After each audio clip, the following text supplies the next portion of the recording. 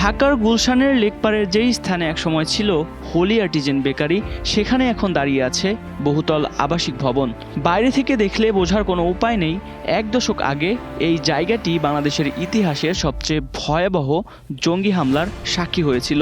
2016 সালের 1 জুলাইয়ের সেই রাত শুধু 22টি প্রাণ কেড়ে নেয়নি, বদলে দিয়েছিল দেশের নিরাপত্তা, কূটনীতি ও উগ্রবাদ মোকাবেলার পুরো বাস্তবতাকেও।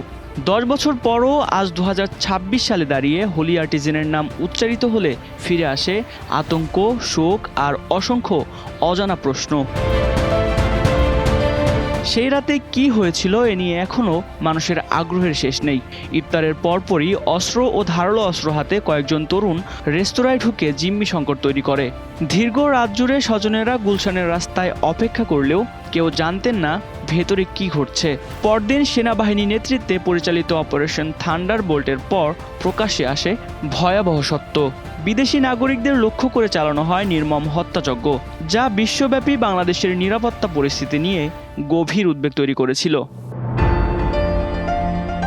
এদিকে তদন্তে বেরিয়ে আসে আরও বিস্ময়কর তথ্য।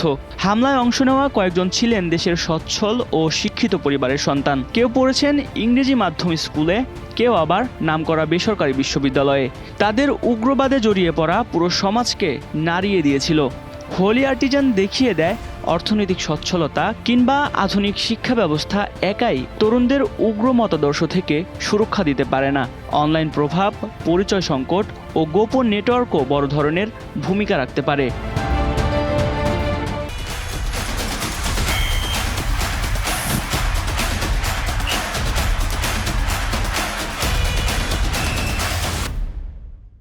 অন্যদিকে 1 দশক পরে নতুন করে সামনে আসছে সেই হামলার প্রস্তুতি, পরিকল্পনা ও রেকির নানা তথ্য।